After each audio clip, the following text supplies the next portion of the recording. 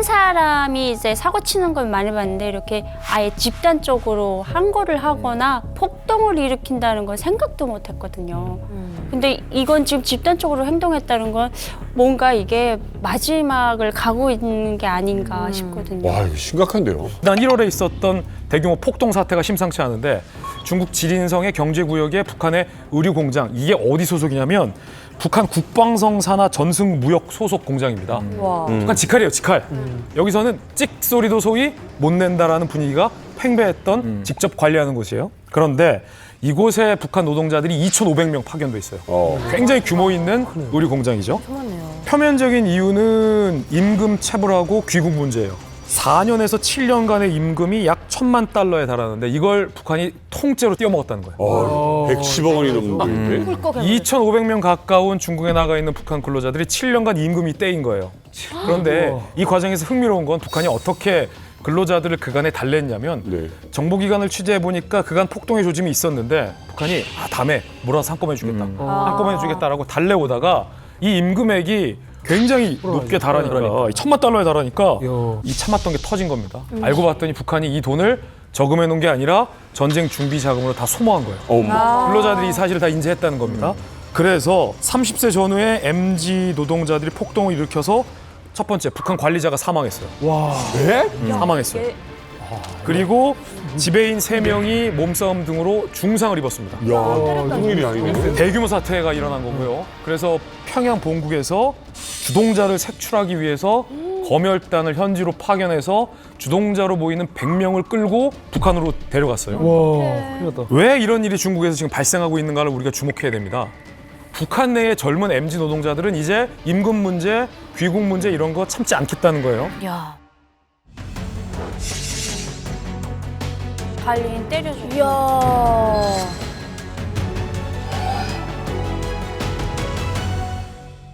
공장들마다 다 기숙사가 되어 있어요. 그래서 일체 바깥으로 나오지는 못하는 시스템이고요. 감시가 2중, 3중으로 매우 심각하게 되어 있기 때문에 노동자들의 삶이라는 것은 감옥만 아니다 뿐이지 거의 감옥 생활이나 다름없는, 그곳에서 거의 16에서 18시간을 근무하고 거의 노동 착취인 거죠. 진짜 너희들로 일을 하는 거죠. 지금 단독 그 안에 노동자들이 16시간 이상 일을 하니까 햇볕을 못 봐가고 비타민 D가 부족해서 뼈가 다 녹아지고 부서지고 하는 그런 병들을 많이 겪고 있어요. 북한 노동자들이 일하다가 공사판에서 다치잖아요. 법적인 것에 인해서 상해 보상금이 주어집니다. 그럼 이 상해 보상금이 노동자 개인에게 주질 않아요. 이 보상금을 받으면 국가가 가져가 버리고, 그래서 북한 노동자들이 일하다가 다쳐도 병원에서 치료를 잘 못 받습니다. 기본적인 인권에 대한 착취가 많이 있는 거죠. 다친 건 개인인데. 진짜 얼굴 보기 싫다. 예전하고 차이는, 예전에는 그렇게 해도 폭동을 일으키지 못했어요. 맞아요. 왜냐하면 이 정권의 처벌에 대한 두려움 때문에. 그러나 지금은 의식이 굉장히 변화되고 있다라고 볼 수가 있거든요. 그 의식의 변화된 가장 큰 이유는, 가장 대표적인 게 스마트폰입니다. 스마트폰을 본다고? 야, 이게 진짜 크구나. 와, 역시 정보구나. 드라마나 유튜브나 이런 거를 보고 싶어가지고, 그래서 몰래 소지를 하고 하면서 외부 정보를 보기 시작하는 거예요. 그중에 이제 결정적인 게 한류의 영향이 큽니다. 한류가 통일을 한다니까. BTS가 통일한다는. 왜냐하면 그 한류로 인해서 그런 사상이나 문화적인 의식 변화가 일어나는 거예요. 과거하고는 좀 다른 게, 과거에는 먹고 살기 위해서 사실은 나왔거든요. 지금은 아니에요. 새로운 세계를 보고 싶고 접하고 싶고 경험해보고 싶어서 그래서 나와요. 젊은이들이 많이 이탈을 하고 있거든요. 그래서 체제 붕괴가 되고 또 그것이 가장 빠른 어떤 통일의 수순이 아니겠는가 하고.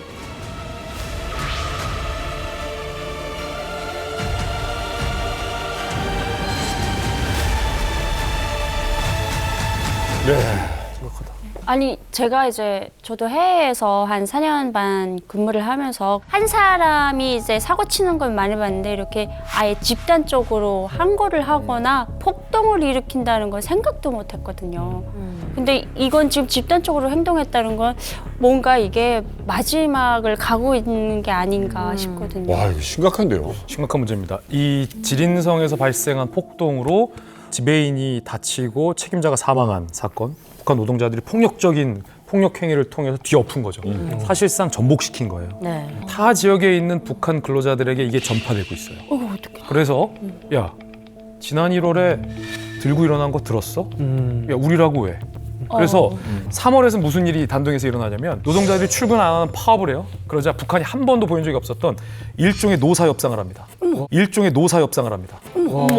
그래서 단둥성에 있는 북한 근로자들이 왜 임금을 안 주냐? 코로나가 지나면 밀린 임금 주기로 하지 않았느냐라는 걸 요구하게 되고 북한 정권이 십시일반 걷어서 근로자들에게 일정 정도 비용을 지급해요. 야. 이른바 그렇구나. 한판 최초 노사 협상이 지난 3월 단둥 집단 파업 사태에 나타났다는 거예요. 단체 협약이 됐다는 거죠. 그렇죠. 그런데 공통점은 콩고, 지린성, 단둥 나가 있는 북한 근로자들의 나이가 MZ세대. 그러네. MZ세대. 그러네. 젊은 층. 잘했다. 이거. 예전에는 개인이 탈출하는 것으로 해결했지만 이제는 안 참는다는 거죠. 최근에 지난 2월이었었죠. 북한 당국이 러시아에 지금 나가 있는 그 노동자들에게 이런 명령을 내린 거예요. 첫 번째, 저녁 7시 이후 외출 금지. 두 번째, 스마트폰 사용 절대 불어. 세 번째, 전자기기 보유 신고하고 상납을 해라. 마지막으로는 상호 감시 강화, 동향을 장악하고 보고하라. 거기서 지금 MZ세대 노동자들이 스마트폰 기기 가지고 내가 지금까지 속았구나 라는 걸 깨닫는 거를 막기 위해 가지고 이런 최고의 발악을 하는 것이 아닌가. 참 이게 흥미로운 지점이 있는 게 뭐냐면 앞서 이야기하신 것처럼 이게 이제 연대 형태를 띠게 되니까 네. 각 지역마다 네. 사실은 굉장히 큰 어떤 변화의 시작점이 아닌가 하는 생각이 들거든요. 과거에 이런 일들 혹시 상상해 보신 적 있으세요? 아, 저는 이 얘기를 들으면서 너무 바람직한 게 예전에 북한에서 이 배급을 못 줄 때 노동자들이 한 거를 한 적이 있어요. 그때 탱크를 풀어가지고 그냥 깔아 죽였거든요. 그리고 그 탱크 부대까지 다 죽여버렸어요. 그게 이제 소문이 날까봐. 그러니까 그만큼 내부 안에서 일어났으면 아마 탱크 풀었을 것 같아요. 근데 지금 밖에서 이러니까 안 그래도 지금 인권 문제 때문에 전 세계가 지금 북한을 주시하고 있는데 너무 잘했다라는 생각이 들고 똑똑한 생각인 것 같아요. 이게 체제가 가진 참 그 어떤 아이러니인지 모르겠는데 네, 지금 무서울 거예요, 엄청. 파업과 폭동이 참 잘 일어났다라고 이야기하는 너무 잘했어요. 이런 어떤 사회를 쳐다보고 있어야 되니까. 그래도 이렇게 노동자들을 옆에서 보다 보면은 그들의 마음을 가장 가까이서 잘 아실 것 같아요. 제가 아무래도 이제 오만에서 북한 근로자들을 이제 관리하는 일을 했으니까 이 사태 조금 알거든요. 그러게요. 제가 봤을 때는 저 같은 이제 관리자를 이제 잡은 거예요. 인질로 잡은 다음에 되게 거칠게 한 거를 했던데 제가 봤을 때는 이미 정해져 있는 결과거든요. 이분들은 이제 돌아가면 종추병시험소에 가거나 숙청당하거나 정말 이렇게 정말 비극적인 결과가 기다리고 있을 건데 그럼에도 불구하고 이런 이제 폭동이 일어날 수 있었던 것이 아마 북한의 젊은 20대, 30대 MZ 세대가 정말 이번에 들고 일어난 것이 아닌가. 네. 일단은 저희 할아버지나 아버지 때 같아서는 이제 김일성이나 김정일 그리고 당에 대해서 충성심이 엄청 높았고 그리고 정치색이 뚜렷했어요. 근데 저희 같은 친구들 같은 경우는 정치색이 점점 더 이제 희미해지고 있어요. 사회주의 그 경제 체제가 이미 현실적으로 붕괴된 상태였고 보고 듣고 이제 현실로 이제 피부를 느낀 사람들이잖아요. 그러니까 이분들은 이제 되게 개인화가 많이 진행되어 있어요. 그렇죠. 바람직하네요. 이렇게 된 상태에서 이제 외국까지 나왔는데 해외 나와서 보니까 다른 이제 해외 근로자들도 있잖아요. 그들과 비교하게 되고 그 이외에도 이제 임금 문제나 그리고 자기들의 초우 문제 이런 것들에 대해서 계속 이제 불만이 쌓이는 게 아마 이번에 정말 폭동으로 이제 뭔가 폭발하지 않았나. 제가 그 쿠웨이트에서 수천 명의 노동자들을 지켜본 입장에서 말씀을 드리자면 우선 요즘 그 노동자들은 돈에 굉장히 민감합니다. 예, 굉장히 민감하거든요. 그러니까 이분들이 타양 만리에 나와서 뼈 빠지게 일을 하는 그 기본 목적이 돈을 벌기 위한 거거든요. 그 돈을 벌어 가지고 이제 귀국을 하면 그래도 부모 조자를 부양할 수 있으니까. 그래서 모든 걸 다 참고 지금 나와서 일을 하는데 수당을 주지 않았다, 보수를 주지 않았다. 이건 굉장히 심각한 문제입니다. 그러니까 이분들이 이제 노동에 대한 그 대가가 아무것도 없다고라고 하게 되면 노동자들은 정말 이 화가 날 수밖에 없죠. 이게 북한에서도 지금 새로운 세대가 등장한 겁니다. 예를 들면 MZ 세대가 등장했잖아요. 핵심적인 건 바로 뭐냐면 김일성 때까지만 해도 작동했던 국가 배급 체계가 무너지기 시작한 거예요. 맞아요. 김정일 때 이미 무너졌고, 그러니까 그 전에는 노동자들이 노동해가지고 모든 걸 국가에 바치면 국가에서 알아서 배급을 해줬거든요. 네. 근데 배급이 안 나오는 거야. 그래서 각자 도생에 맡겼고 이 사람들은 대개 이제 시장 경제의 초기 형태죠. 장마당에서 그 논리를 배웠거든요. 옛날에는 국가를 위해 충성한다 이런 것들이 인센티브 없이도 뭐 훈장만으로도 됐다라고 한다면은 이젠 그게 아니라 구체적인 인센티브가 중요하거든요. 그러니까 원시적인 시장 경제입니다. 장마당이. 거기서 그 논리를 가진 사람들이 아니 내가 일을 했는데 노동을 했는데 대가를 국가에서 가르쳐? 이거 뭐야? 근데 사실상 그 총체적인 노예제잖아요. 그러다 보니까 제가 볼 때 이 사건이 굉장히 중요한 게 저한테 굉장히 고무적인 게 북한에서 드디어 노동운동이 시작됐다. 드디어 노동운동이 시작됐다. 우리나라도 그랬어요. 우리나라 70년대 상황이거든요. 그 청계천에서 말이죠. 이거 봉제업이었거든요. 그때 노동자들이 들고 일어나가지고 개별적으로 대응하는 게 아니라 집단적으로 대응하기 시작했잖아요. 그게 우리 50년 전 얘기거든요. 맞네요. 이게 북한에서 시작된 겁니다. 근로기준법을 준수하라고. 맞아. 그렇죠. 그러니까 지금 역사적으로 봤을 때 노동자 농민에게 임금을 안 줘가지고 노동자 농민들이 일하고 봉기를 하죠. 그 나라 그 왕조는 반드시 멸망을 합니다. 단 맞아. 하나의 예외가 없어요. 봐봐요. 지금 김정은 정권이 강력해요. 진시황의 진나라가 강력해요. 진나라. 당연하죠. 네. 진시황의 진나라도 만리장성이랑 아방궁 건설하라고 노동자들을 모았는데 월급을 안 줘. 그래서 진승과 오광이란 그 노동자들이 들고 일어나요. 그게 중국 역사상 최초의 진승과 오광의 난이라고 하는데 그 난 때문에 진나라가 멸망을 해요. 1980년에 이제 그 폴란드 당시 공산 폴란드에서 엄청나게 노동자 탄압을 하고 월급을 안 줘요.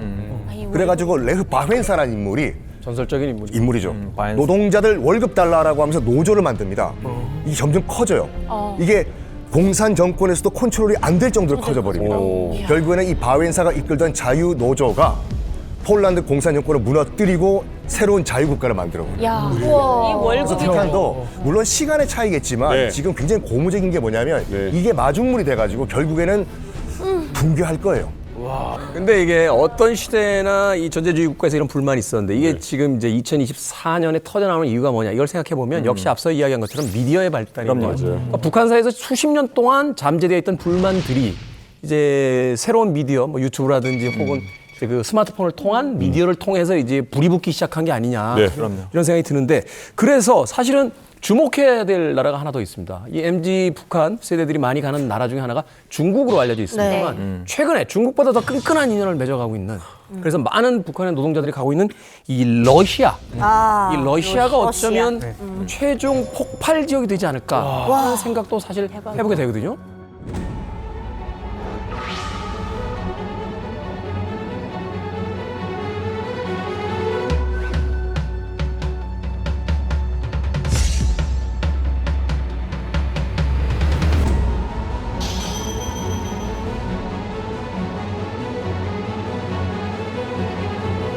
아유, 너무 불쌍해. 보람이 있으면 저 힘듦을 견딜 수 있겠지만 맞아요. 돈이라도 제대로 주면.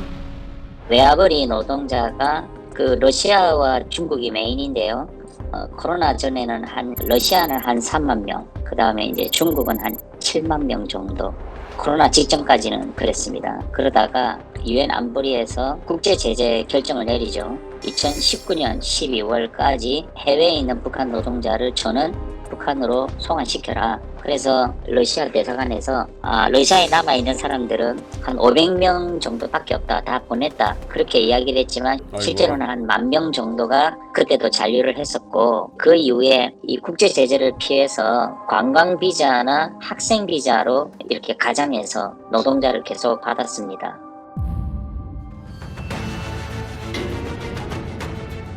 자, 열악한 환경과 이 살인적 노동 강도 계속 이어지고 있습니다. 임금을 제대로 줄 리가 없지요. 이 러시아에서 북한 노동자들을 상대로 어떠한 일들이 벌어지고 있는지 또 북한 MZ세대 노동자들이 이 북한 정권을 등진 채 목숨을 걸어야 되는 그런 탈북을 왜 지금 진행을 하고 있는지 그 내용에 대해서 적나라한 이야기 이만갑에서 최초로 공개를 해보도록 하겠습니다. 네, 오늘 이만갑의 아주 중요한 분을 모셨습니다. 2014년에 북에서 러시아로 일하기 위해서 파견됐다가 정말 고생하시고 최근 2023년 대한민국에 오신 탈북민 한 분을 소개해 드리겠습니다. 오늘 어렵게 모셨습니다. 리정혁 씨 반갑습니다. 블라디보스토크에 파견되어 네. 대학을 노동자로 일했던 이정혁입니다. 네. 이정혁 씨가 지금 여러분 얼굴이 방송에 잘 안 나가고 있죠. 저희가 이분의 북에 계신 분들, 지인들, 가족들의 안전을 위해서 부득이하게 얼굴을 이렇게 보내드리지 못합니다. 좀 양해를 부탁드리고요. 아니 일단 목소리를 일단 들어봤는데 약간 좀 목소리가 굉장히 앳되시거든요. 혹시 나이가 어떻게? 아마 여기 계신 분들 중에서 가장 어릴 것 같은데요. 30대 초반입니다. 저희도 비슷해요. 어리네요. 마음 편하게 하시네요. 자, 그런데 이 이정혁 씨가요, 우리 대한민국에 입국하기까지 결정적인 도움을 준 분이 바로 이만갑에 있으시다고 하는데 어느 분이신지.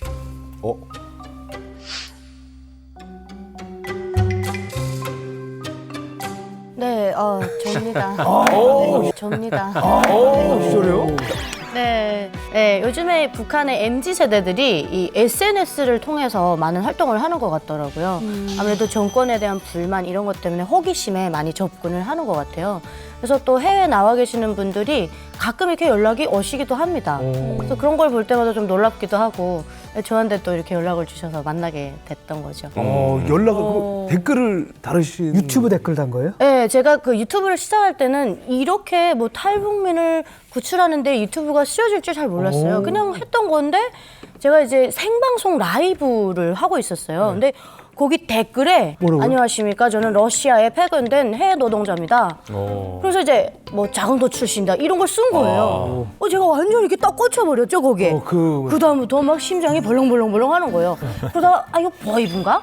놀자 그러나? 막 그런 생각도 했어요. 이게 좀 툭툭 거는 것 같아서. 근데 그 전에도 이런 일들이 많았어요. 그래서 그냥 연관되고 싶지 않아서 버이브일 수도 있고 그래서 안 받았거든요, 대부분. 근데 자강도라잖아요. 대한민국의 34,000명 중에 자강도 출신이 없어요. 이건 또 지연을 건드리는. 네, 이거 나를 이렇게 메일로 몇 마디 주고받다 보니까 진심인 것 같아요. 그래서 빨리 그 영상을 종료를 하고 그 댓글을 지워버리고 이메일 주소를 남겨줘서 그때 이제 연락을 한 거예요. 쉽지 않을 텐데요. 이 친구는 이제부터 내 동생이다 막 이런 마음이 생겨서 금전적인 도움보다는 정식적인 도움을 많이 줬을 것 같아요. 네. 제가 그래서 이름을 넌 이제부터 리정혁이야. 이름을 지어줬어. 얼굴 딱 보고. 이제 먼저 이름을 들으시니까 굉장히 귀에 익숙하시죠? 그러니까 드라마 그 주인공. 맞아요. 사랑의 불시착. 리정혁 동무. 뭐 물론 얼굴은 리정혁 동무와 뭐 거리가 있지만 마음만큼은 내 동생이. 우리 실물 보지만 현미 씨 많이 닮았네. 마음만큼은 내 동생이 대한민국에 와서 리정혁처럼 살아주길 바랬던 거예요. 대박이네요. 그래서 이제부터 리정혁이야. 그래서 정혁이가 될 거예요. 이름 멋있네. 야, 이야기를 듣다 보니까 인연이라는 게 참 묘하다 하는 생각을 해보게 되는데 이정혁 씨에게 좀 이걸 여쭤보고 싶어요. 저 이만갑 식구들 중에도 유튜브 운영하시는 분들 굉장히 많고 또 다른 분들도 계시잖아요. 네. 근데 이제 유나 씨를 콕 찍어서 연락해볼 생각을 하시게 된 게 제가 솔직히 러시아 생활을 5년 이상을 했거든요. 네. 근데 핸드폰을 한 3년 되면서 사용을 했어요. 5년 있다 제가 5년이 되어 가던 그때 우리 누나를 유튜브를 보게 되었어요. 우연히. 이만갑 유튜브 실시간으로 제가 봤거든요. 실시간. 뭐가 나오던가요? 그때 우리 유나님의 그런 바이올린 치고 또 어머님과 헤어지던 그 탈북 스토리를 보면서 네 진짜 가슴이 뭉클했고요. 30년 가까이 살면서 좀 울지를 않았거든요. 군대를 나오면서 부모님들 앞에서 눈물 한 방울 흘리지 않았던 제가 이렇게 누나의 그 감동적인 스토리에서 가슴이 너무 뭉클했습니다. 모든 사람에게는 고난과 시련이 따르기 마련이야. 강한 굳음을 마음을 가지고 끊임없이 도전해서 나갔던 것 같습니다. 힘을 낼 수 있었네요. 너무 격려의 한마디가. 네. 저도 이제 이만갑 MC를 이제 오랫동안 이제 하고 있는데 사실 해외 파견된 이 노동자분들이 스마트폰을 자유롭게 쓴다는 걸 좀 처음 들어봤거든요. 이걸로 자유롭게 좀 유튜브도 볼 수 있고 그러는 건가요? 그러니까 제가 생각하기에는 리정혁 씨가 아마 북한 그에서 파견한 정부죠. 정부 회사에 아마 청부로 일하지 않았나 저는 그렇게 예측됩니다. 왜냐하면은 어떻게 됐냐면 북한에서 20-30명의 노동자들이 파견이 되잖아요. 외국으로. 네. 그러면 20명, 30명이 그 반복적인 로봇처럼 반복적인 일을 하다 보면은 그 안에서 뭐가 생기냐면요. 전문가가 나와요. 맞아요. 그러면 전문가가 딱 나오면은 여기 이 회사를 운영하는 북한 측의 간부가 딱 보고 나가지고 여기다 사람을 서너 명을 더 붙여줘요. 그리고 나가지고 이 사람이 다른 일을 하게 해요. 그러니까 별동대를 만드는 거죠. 그래가지고 그렇죠. 그리고 나가지고 이 사람들이 일을 하게 하면은 여기에는 이 30명이 모아져서 사는 기숙사보다는 조금 감시가 덜 해요. 이 사람들은 스마트폰을 할 수가 있어요. 아마 제가 봤을 때는 리정혁 씨가 그런 청부 일을 하지 않았나 그렇게 생각되는데 맞나요? 네, 맞습니다.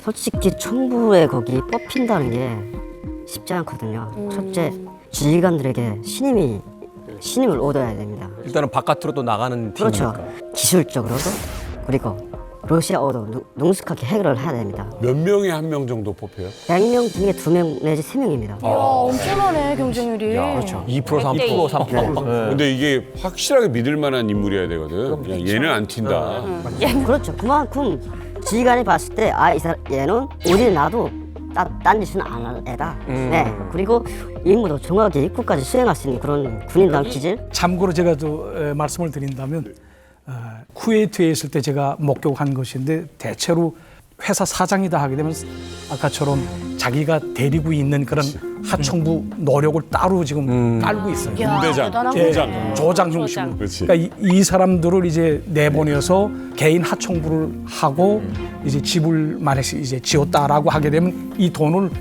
이 지배인하고 그러니까 사장하고 나가 있어서 이제 청부를 한 그 사람들하고 같이 나누기를 하거든요. 장부를 조작하거든요. 이거를 근데 북한 당국이 알아요. 그래서 별도 수식 사업을 하고 자기 주머니를 챙기는 거 어느 정도 눈 감아주고 있는 거죠. 그렇지. 대신 이렇게 반땅한 당 비서가 또 당의 일정 정도 정기적으로 상납을 또 해요.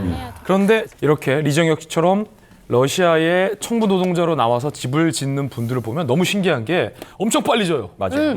속도전이야. 맞아요. 기술자니까. 장비도 없는데 빨리 져요. 제가 사진 몇 장 갖고 왔는데 함께 보시죠. 이거 지은 거예요? 이게 리정혁 씨가 대박이다. 청부 노동자로 일하면서 두세 명이 불과 석 달 안에 지었던 주택. 두세 명이 석 달 안에 지었다고? 석 달 안에 지었던 주택. 두세 명이 석 달 안에 지었다고? 두세 명이. 어머머머머. 이거 만약에 요 정도 공사 사이즈면 일단 공기라고 하잖아요. 공사 기간도 우리나라는 한 2배 정도 더 잡아야 되고 근로자도 서너 명 갖고 안 돼요. 훨씬 많아야 되고 각 분야별 전문가들이 같이 짓는데 난방, 전기, 뭐 샤시, 다 따로 있어요. 이걸 혼자 다 하는 거야 인테리어까지. 이장, 도배, 목공. 노동력이 대단하구나. 규칙적인 시간 지켜가면서 일하면 그 계획을 언제 할지 모릅니다. 그래서 저 3,000불을 벌려면요. 하루에 2-3시간밖에 못 잡니다. 그만큼 전투적으로 해야 돼요. 그리고 더군다나 저희는 군인이니까요. 자존심 싸움이에요. 일하면서도. 누군가 벽돌을 10장 쌌다. 그러면 다른 사람은 11장을 싸고 집에 내려갑니다. 이 정도로 일을 하니까 저 대공사도 석 달이면 다 끝내는 겁니다. 맘 먹으면 뭐 우리 충남 보령 고향에 뭐 한 30평짜리 뭐 이렇게 집을 짓고 싶다. 네. 지을 수 있으세요? 한 2명에서 한 2달이면 되겠죠. 나는 안 살고 얘기 좀 합시다. 방금 새로운 사업 아이템이 지금 떠올랐는데. 형, 나 그거보다는 훨씬 더 줄 수 있어요. 아니 노동력 착취해요. 아니 우리 정당하게 보수를 주죠.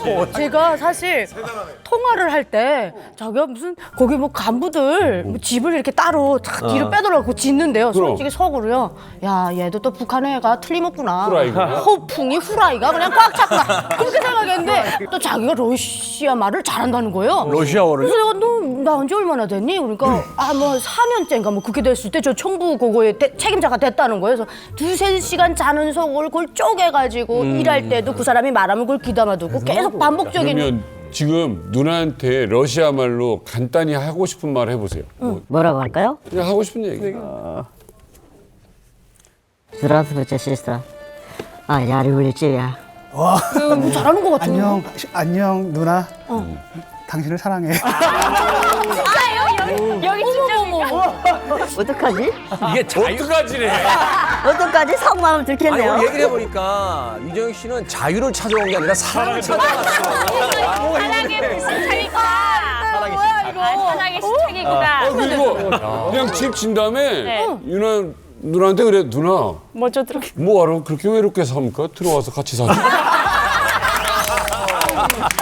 빅픽처가 있어. 그러면 해외에 노동자로 만약에 근무를 가려면 자격 요건이 또 있어요? 예, 우선 토대가 좋아야 합니다. 토대라는 게 성분이라고 하는 거 있지 않습니까? 출신 성분. 예를 들어서 탈북자라든가 뭐 국군 포로라든가 뭐 이런 사람들이 있는 가족 성원들 중에 이런 사람들이 있는 사람은 해외에 나갈 수 없습니다. 예. 그리고 또 두 번째로는 장가 간 사람들을 위주로 해서 내보내는 게 또 원칙이거든요. 왜냐하면 가정이 있게 되면 뛰려고 해도 탈북하려고 해도 아무래도 생각이 많아지거든요. 아니 어떻게 보면 최명철 씨도 그렇고 류정혁 씨도 그렇고 다 미혼으로 나오신 거 아니에요? 네, 그렇죠. 네, 저 같은 경우는 이제 오만 건설 회사의 이제 관리자면서도 동시에 또 이제 현지인들과 소통하는 이제 통역사 임무를 받고 나가잖아요. 근데 통역사의 경우 이제 예외를 둬준 게 있어요. 27세 전에 그 자격 요건을 갖추면 해외를 나갈 수 있는 자격을 줬거든요. 가족이 없어도. 좋다. 네. 저는 좀 특별한 케이스로 해외를 나갔거든요. 저는 솔직히 지금 생각해보면요. 군대까지 나간 것도 정말 신기하거든요. 네, 저희 가족이 보니까 터대가 좀 좋지 않아요. 터대가 걸려서 군대까지 나가는 것도 원래 불가능한데 운 좋게 제가 일반 군도 아니고 인민 보안성에 나갔습니다. 네, 또 우연치 않게 제가 지휘관들의 눈에 들어가지고 대학 추천서가 내려왔는데 일반적인 뇌물로 500불을 요구하더군요. 근데 일반 노동자 집 가족인 자식이 500불이 어디 있습니까? 한 60만 원 돈인데 그렇죠. 그게 어려워요. 북한에서는 1년 동안 저희 가정이 100불도 못 벌어요. 1년에요? 네. 버는 게. 네, 100불도 못 버는 상황입니다. 그런데 기적같이 김정은의 지시로 2014년 보안성도 해외를 조직했어요. 나가라. 외화가 많아. 근데 해외 나갈 수 있다는 게 최고의 기회였습니다. 그렇지. 왜냐하면 해외를 나가서 돈을 벌어간 상태에서 대학에 다시 가자. 이런 돈 벌어서. 예, 그렇게 돼가지고 아무런 고민도 없이 해외를 나갔거든요. 얼마나 벌어서 들어갔습니까? 솔직히 입에 담기가 좀 거북합니다. 5년 동안에 제가 벌은 게 2,000불이었습니다. 5년 동안? 네, 5년 동안. 5년 동안. 지금 환율로. 지금 환율 270만 원. 5년 동안 2,000불이요? 2,000불. 한 달에 40불. 40불이 안 되지. 한 달에 한 4만 원 돈을 못 받은 겁니다. 월급이. 이런 나라가 어디 있습니까 이게? 그게 어떻게 됐냐면요. 저희가 1차 생으로 나왔기 때문에 2년 동안은 무보수로 일을 했습니다. 무보수로? 네. 무보수가 어디 있어 세상에. 아 이거 2,000불은 너무하지 않았습니까? 근데 이게 사실상 이제 미국 달러로 한 2,000불 정도 되는데 이 돈이 북한에서 결코 작은 돈이 아니에요. 꽤 큰 상당한 돈이고요. 왜냐하면 제가 대학 졸업하고 이제 통역사로 발표받고 이제 직장 처음 갔을 때 저한테 이제 한 달에 준 돈이 2,500원이었어요. 북한 돈으로요. 이건 1불도 안 되는 돈이거든요. 한 0.3불 이 정도 되는 돈이에요. 저는 이전에 그 외대를 다니면서 돈 많은 친구들이랑 같이 다녔잖아요. 저는 그 친구들하고 살면서 사람들이 이렇게 사는 줄 몰랐어요. 수많은 사람들이 일 끝나고 가서 장마당에 가거나 혹은 남의 집 가서 다시 일해주고 이렇게 해서 먹고 사는 사람들이 엄청 많았어요. 이런 비교가 의미는 없겠습니다만 대한민국에서 일을 안 해도요 실업수당이 그거보단 더 나올 거예요. 제 말이 그 말입니다. 북한에서 아무리 한국에선 제일 못돼 봐야 진짜 뭐 응?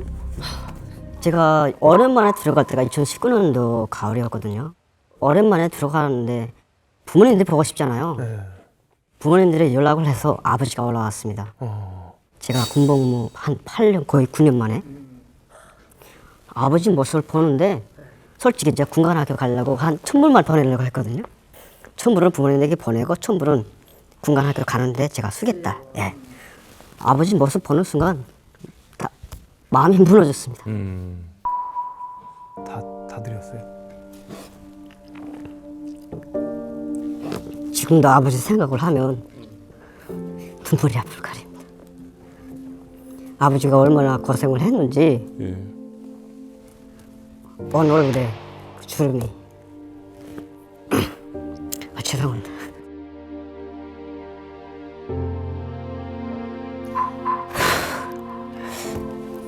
제가 그렇게 아버지에게 돈을 벌어야겠다는 그런 생각이 나도 모르게 그동안 저를 키워주신 그 고마움이 들었다기보다도 아버지에 대한 미안함이 감이 드는 거예요.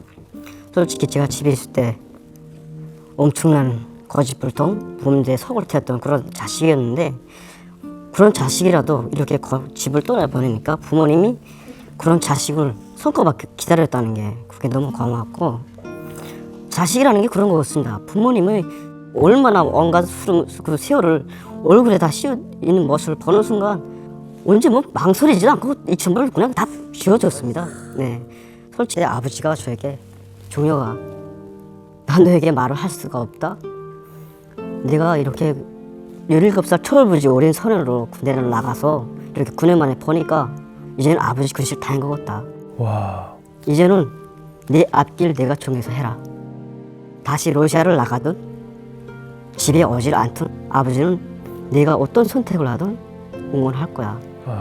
저는 그래도 부모님들을 위해서 이렇게 모든 최선을 다해 왔다고 저는 생각했는데 부모님의 입장을 바꿔놓고 생각해 보니까 이게 부모 된 입장이었구나.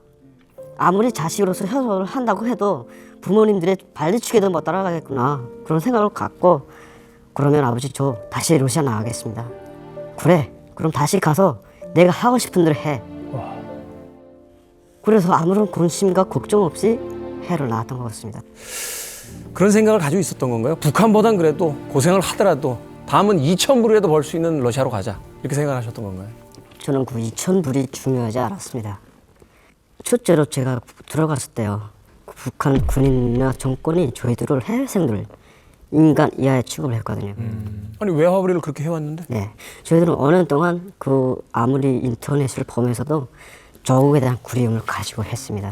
근데 들어가자마자 너는 러시아에서 들어왔기 때문에 이제부터 우리나라에서 살 수가 없어. 뭐 이런 말을 하는 거예요. 노골적으로. 우리 당신들이 시켜서 어느 동안 나가서 고생했는데 왜 그런 대접을 하냐 하니까 너희들은 해외 자본주의 물을 먹고 들어왔기 때문에 살아도 이젠 격리돼서 살아야 된다. 절대로 군관 학교도 못 가고 입당도 못 하고 고향에 내려가도 가장 구석진 곳에 가서 살아야 된다. 그 북한 사회가 절단시키려고 하는 거죠. 아니 그동안 월급을 90% 넘게 갖다 바쳤는데 그게 중요합니까? 그들은 돈만 받으면 끝이잖아요.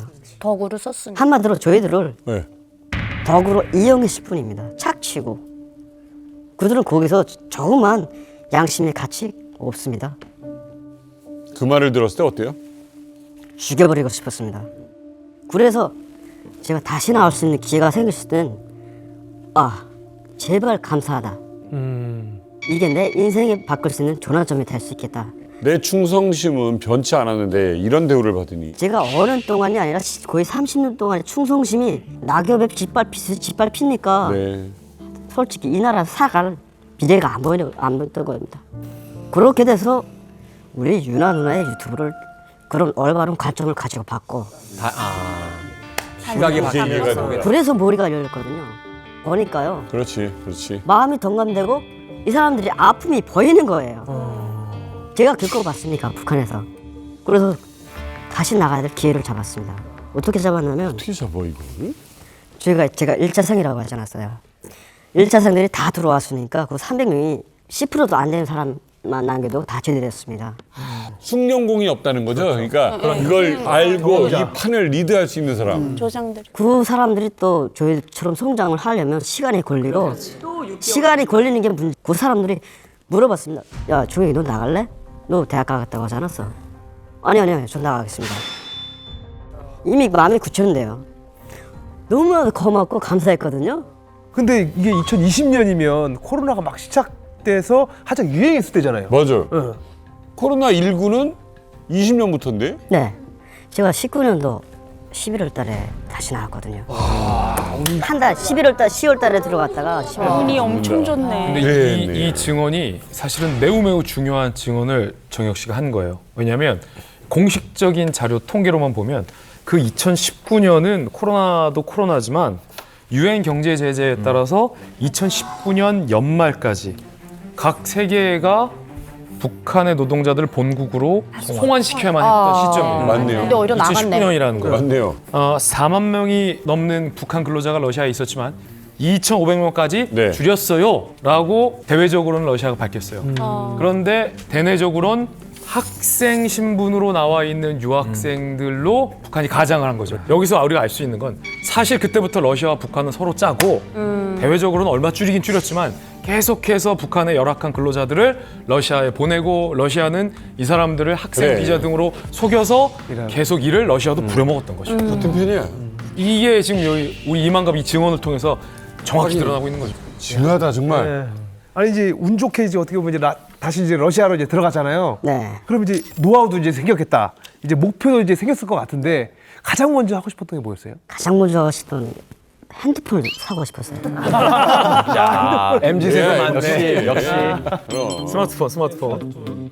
군인들은 핸드폰을 사용 금지게 되거든요. 사용을 하더라도 그 책임자들만 건반에 달려있는 인터넷이 되지 않는 그런 핸드폰을 사용하게 되는데 어느 정도 이제 노하우도 있고 어느 정도 책임자의 직위도 있으니까 몰래 사용했습니다. 근데 사장도 보면서도 뭐라고 못했습니다.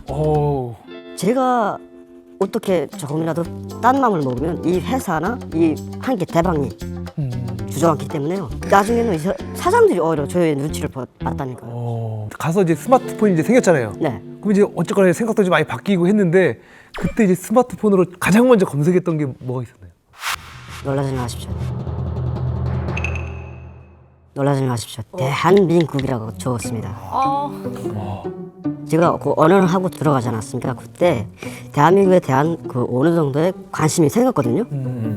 제일 처음 검색한 게 대한민국. 근데 뜨는 게 뭔 줄 압니까? 애국가가 뜨는 거예요. 와, 아니 애국가에 어떻게 하나님이 들어가지? 김일성이 들어가고 이래야 되는데. 아니 북한이라면 김일성 장군만세가 들어가야 되는데 하느님, 야, 이 나라는 참 신기하다.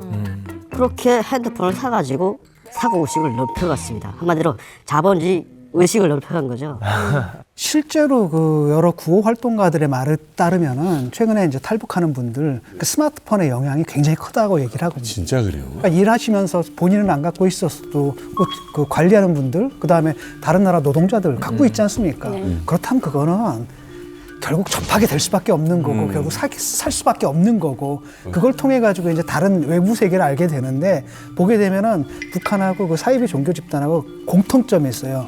사이비 종교 집단에 꼭 빠지잖아요. 그럼 제일 먼저 이 사람들이 하는 게 가족과의 관계를 다 단절시켜요. 요 안에만 갇히게 하는 겁니다. 북한이 딱 그런 식이거든요. 근데 그걸 갖다 돌파할 수 있는 게 미디어예요. 그게 이제 스마트폰이었던 거죠. 근데 그걸 통해서 접할 수 있는 콘텐츠는 또 북한에서 만드는 이런 그 선전선동이 아니거든요. 프로파간다가 아니에요. 아무런 의도가 없는 거거든. 그 일상생활들 보고, 그러니까 이건 사실이거든요. 맞네요. 이걸 통해 가지고 생각이 완전히 바뀌게 되는 거죠. 북한 당국도 지금 이 러시아에 있는 북한 노동자, MZ 노동자들의 이런 그 실태를 파악을 하고 있는 것 같아요. 어떻게 하겠습니까, 여러분들? 지금 이 스마트폰 이게 이 손바닥만한 크기지 않습니까? 이 안에 우주가 들어있어요. 네. 지금 클릭 한 번에 지구 반대편 남극 연구소에서 지금 남극 상황까지 바로 알 수 있는 이런 시대예요, 지금요. 맞아요. 근데 지금 러시아에 나가 있는 MZ 세대 노동자들을 북한 당국이 약간 계륵, 양날의 칼로 인식을 하고 있는 것 같아요. 돈은 벌긴 벌어와야 되는데 이 친구들이 나가서 이걸 손에 들고 있으면은 현실이 어떻다는 걸 바로 알 수가 있을 거잖아요. 이 친구 북한 당국도 방법을 알 수가 없어가지고 뭘 하고 있냐면 젊은 노동자들을 모아놓고 홍보 영상을 보여주고 있는 거거든요. 영화. 달구지 아니야 지금? 그러니까 달구지에 앉았어. 김씨 일가 우상화 지금 영상을 보여주고 있는데 이게 제가 초등학교 때 나온 영화인데 아직 이걸 러시아에서 틀고 있다니까요, 아직까지요. 40년 된 영화인데 스마트폰에 이미 노출된 그 MZ 노동자들 저걸 보고 감동을 받겠습니까? 아니요. 이게 그렇죠. 스마트폰에 대한 갈망이 얼마나 세냐면 제가 이제 쿠웨이트에 있을 때 현장 점검을 하러 이제 나갑니다. 침실까지 이제 들어가 보거든요. 근데 이제 문 열고 들어가게 되면 침대가 이중 침대로 이렇게 2층 침대로 되어 있습니다. 이게 다 커튼을 치고. 그러니까 그 안에 불은 꺼져 있는데 그 안에 이렇게 스마트폰을 보는 것 같아요. 불빛이 싹 새어 나오거든요. 보고 뭐라고 하겠습니까? 나도 보는데. 그래서 그냥 모르는 체하고 쑥 나오고 막. 그러니까 사람들이 그 시간을 짬짬이 뭐 시간을 내 가지고 계속 스마트폰을 계속 열람을 하는 겁니다. 어쨌든 뭐 북에 대해서 환멸은 느꼈지만 우리나라의 그 영상들을 보면서 뭔가 좀 이렇게 좀 마음이 좀 누그러지고 좀 대한민국이란 나라에 대해서 좀 땡기고 좀 이렇게 되는 것 같아요. 네, 그렇습니다. 그렇게 마음이 좀 눌리기 시작했던 기계점이 생겼는데요.